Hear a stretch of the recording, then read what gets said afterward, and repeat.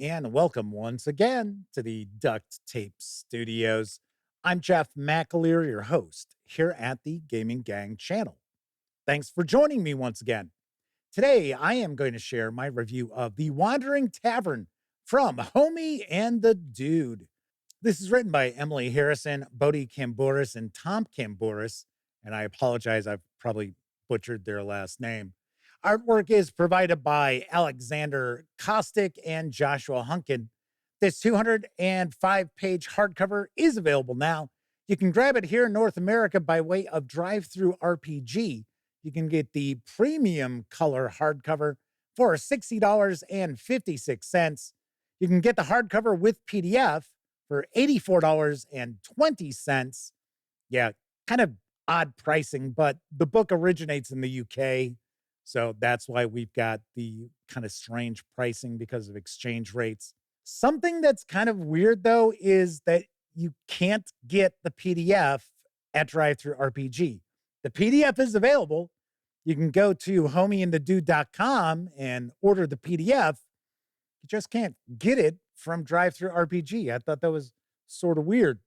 Should also mention that, to my knowledge, this is available for a variety of virtual tabletops. I know it's available for Roll20 because you can get that at DriveThruRPG. All right, all that said, let's swing on over to the other camera because here I've got The Wandering Tavern. A few things to mention before we jump on in. First of all, the fine folks over at Homie and the Dude were kind enough to provide me with this review copy. But neither I nor anyone else affiliated with the Gaming Gang has received any other sort of compensation for me to share this review with you. These days, it's important you know that.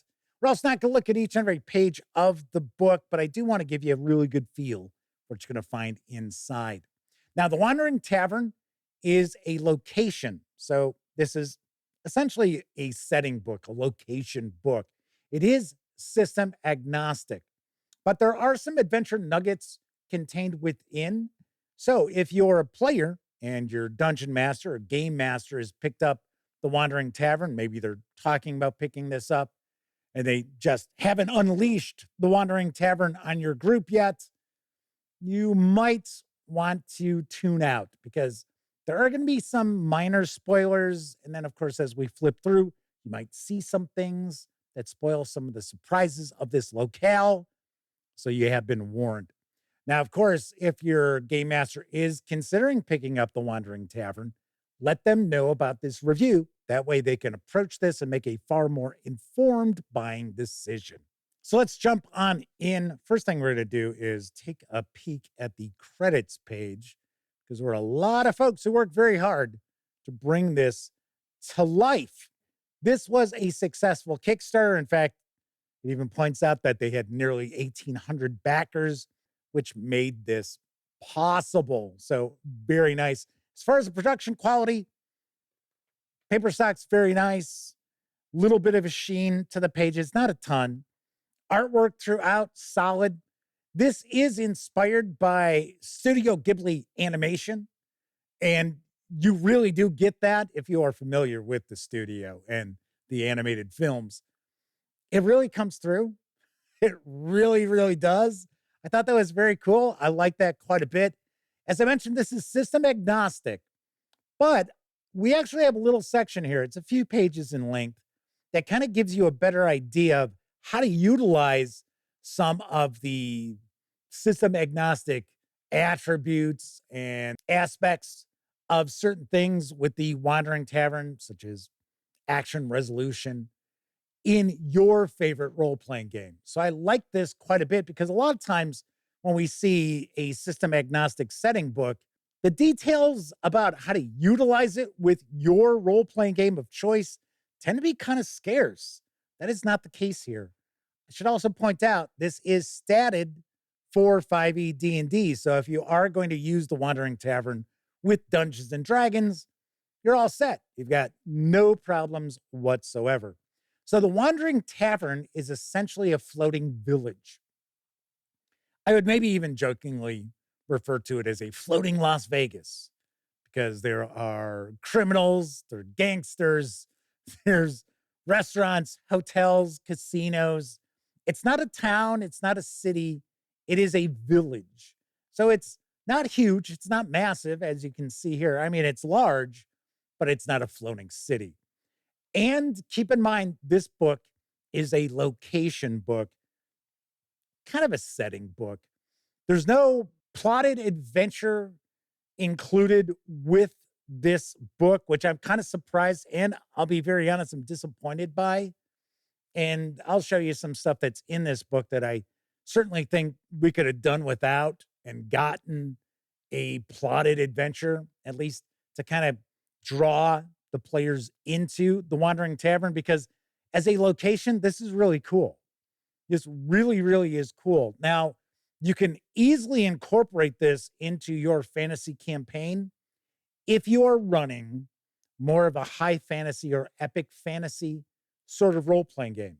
This isn't your like sword and sorcery or low fantasy sort of setting. So, we are going to get some information about various different aspects of the Wandering Tavern. And the reason why it's called the Wandering Tavern is it's actually named after a couple of these flying zephyrs that were the first parts of the Wandering Tavern to be assembled together. So the Wandering Tavern is actually a combination of the two names of those flying ships. Because a lot of people would probably be thinking the Wandering Tavern, isn't it just a floating pub? No, it's like I said, it's a village. It's just called the Wandering Tavern.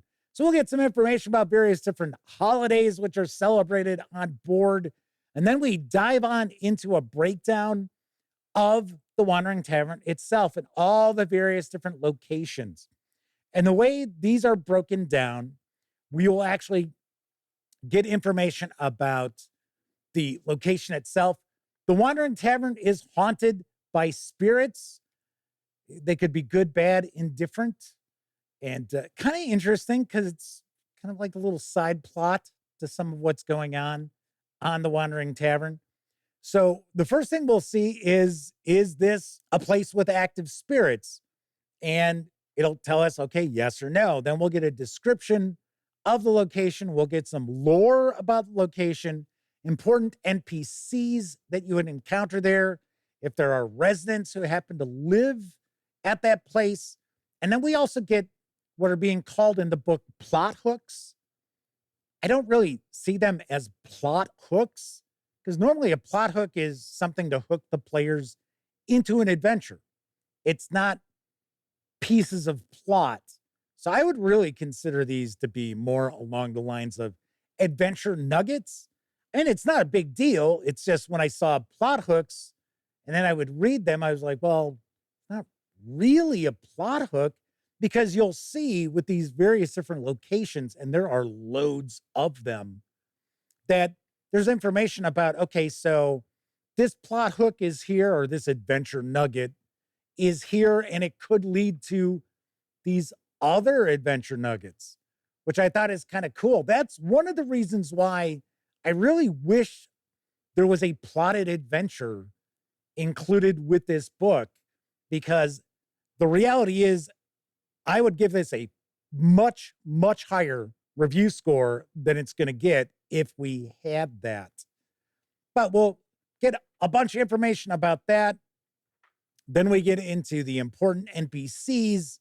And as I mentioned, we'll get a breakdown of them. We get a description, talks about their personality. We get some of the history with that character. Then we'll get that system agnostic kind of stat block. And then we get into the 5E stat block. I should say there's a lot going on with the Wandering Tavern. In fact, there are two factions which are currently at odds as far as controlling the Wandering Tavern. We've got the current captain, who is really a captain in name only, and behind him is the Claw Mafia.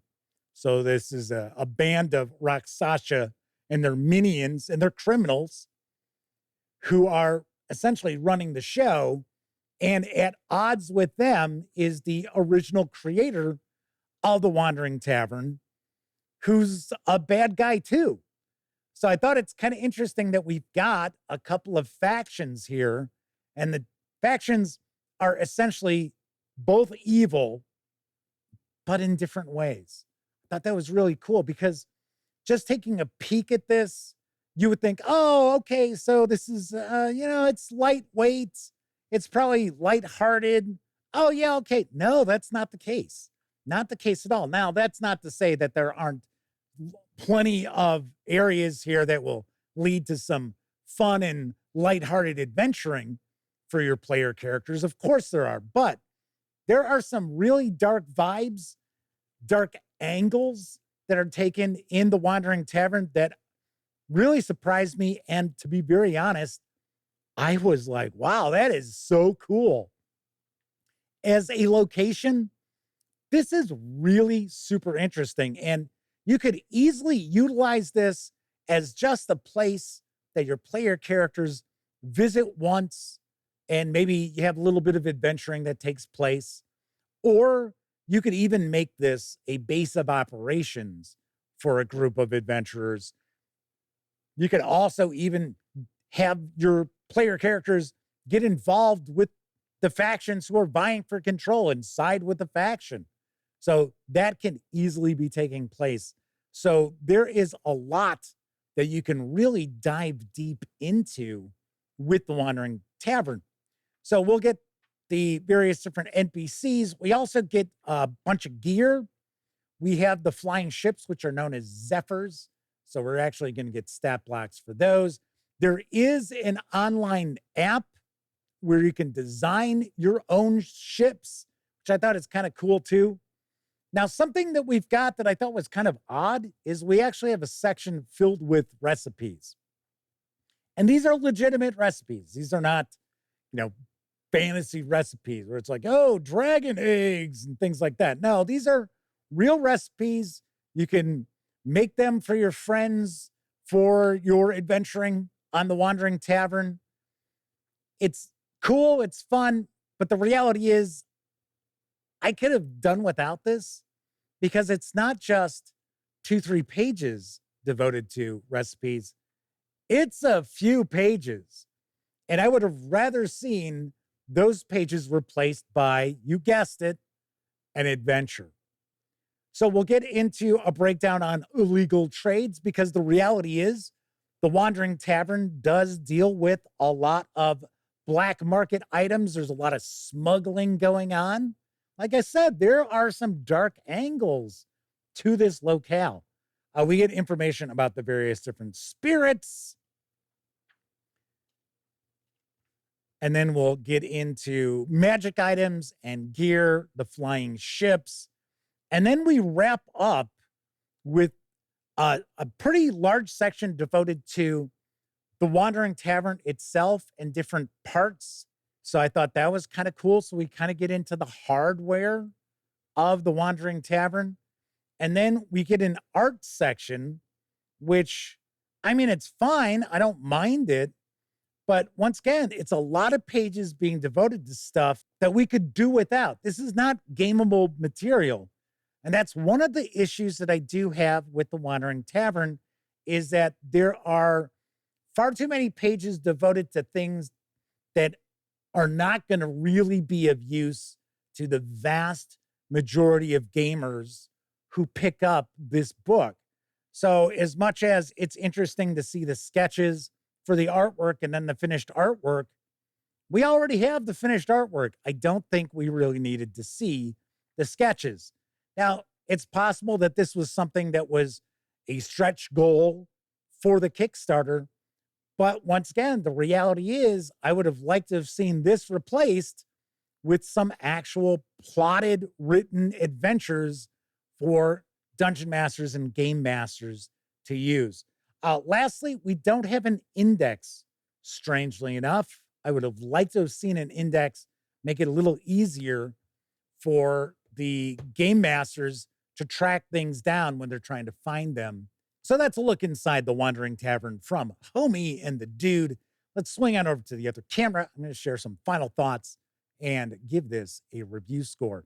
So as I pointed out, there's a lot that I really, really like with the Wandering Tavern. I think it's a very unique location. I think the storylines that are taking place at the Wandering Tavern are very, very cool. I love how various NPCs tie in together. I love that we've got the two factions that are battling it out to control the Wandering Tavern. There are some aspects to the NPCs that are secret from other NPCs. And if that information comes out, their alliances would be shattered. So I really like all the underlying drama that's taking place all throughout. Very interesting NPCs.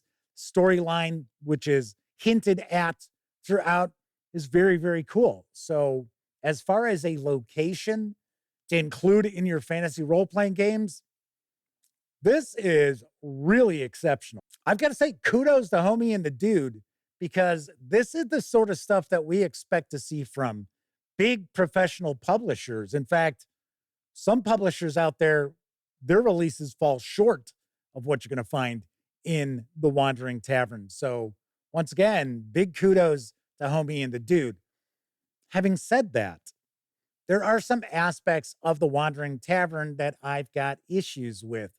Number one, there's too much page space devoted to stuff that, as a game master or a player, you're not going to use. So, the artwork section, okay, fine. See the sketches, we see the final art, but we already saw the final art earlier in the book. Don't necessarily need that. As far as the pages of recipes, personally, I think that's kind of a silly inclusion. Yeah, granted, 2, 3, maybe 4 pages, that'd have been fine, but it's quite a bit more than that. And it's not gameable material. That's why players, game masters pick up these books, is because they're looking for gameable material. Now, last thing I got to say is the price. Now, pricing over in the UK is a little bit different than what we've got here in North America. But the reality is, for a physical 205-page book with PDF, DriveThruRPG is looking for nearly $85. That's crazy.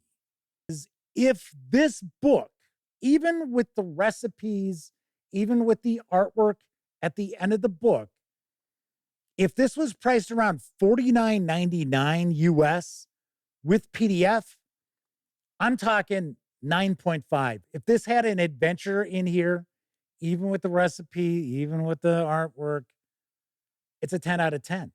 It really is. But sadly enough, it's not. But I can still highly recommend picking up The Wandering Tavern. There's a ton of content in here that you'll have a lot of fun with you and your players. So this isn't as if this is a location that, yeah, maybe you get 1 or 2 sessions of adventuring out of. No, you'll get a lot of use out of this. Sadly, it's overpriced for what you are getting, but what you are getting, I really like. So on a scale of 0 to 10, I give The Wandering Tavern from Homie and the Dude an 8 out of 10. I really enjoyed reading this. I think a lot of folks are going to have a lot of fun with this locale. I just wish there was an adventure, and I wish the price was a little bit lower. All right, that's it for this time out. If you like the video, by all means, please give it a quick thumbs up. Subscribe to the Gaming Gang channel if you haven't already. And if you do subscribe, don't forget, ring that bell. It'll not only let you know when I share videos such as this review, it'll also inform you when my live stream, the Gaming Gang Dispatch, airs Tuesday, Wednesday, and Thursday evenings right here on YouTube at 7 p.m. Central. Of course, when you're not watching videos on the Gaming Gang channel, be sure to visit thegaminggang.com for the latest in tabletop gaming news, reviews, and a whole lot more you are not going to find here on YouTube. You know the drill. Get your geek on at thegaminggang.com. Thank you very much for watching. Once again, I'm Jeff McAleer, and until I see you next time, I certainly hope all of you get to enjoy plenty of great gaming with your gang.